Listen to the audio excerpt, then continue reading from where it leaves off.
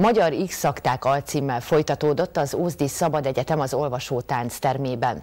A virtuális iskola második évadában a rejtélyek és mítoszok kutatását helyezték előtérbe, amiben a szervezők segítségére a hazai UFO kutatás oszlopos tagja Kriston Endre lesz.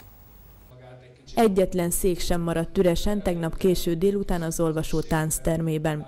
Az Ózdi Szabad Egyetem ebben az évadban más témában tartja előadásait, hiszen Magyar X-szakták címmel az UFO kutatásra fektetik idén a hangsúlyt. Először Kriston Endre, a Hihetetlen című magazin főszerkesztője tartott ismertetőt az UFO kutatás történetéről.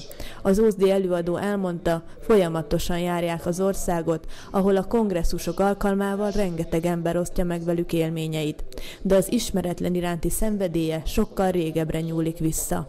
Még valamikor az 1990-es években itt Ózdon, akkor kezdtük az első 3 magyar UFO kongresszust, itt rendeztük ennek a illusztris intézménynek a falai között, és hát azóta is én ózdiként rengeteg ózdi emberrel beszélek, elmondják folyamatosan az élményeiket, és hát mint ugye újságíró, szerkesztő, azért hozzánk az újságba is rengeteg eset becsapódik. Kriston Endre előadásában megemlítette Knoll Gyula repülőezredest is, akinek UFO és valóság című könyvét az ózdi kutató szerkesztette. Az azóta már nyugdíjas ezredes pár évvel ezelőtt vallotta be, hogy 1959-ben földi utasításra egy UFO-t vett üldözőbe. Miután ezt nyilvánosságra hozták, számtalan hasonló esettel találkoztak. A Szabad Egyetem másik előadója szintén ózdi illetőségű. Kosicki Attila nyugállományú altábornaggyal a kaposvári UFO kongresszuson ismerkedett meg Kriston Endre. Én tevőlegesen, tehát így földön kívülekkel nem találkoztam.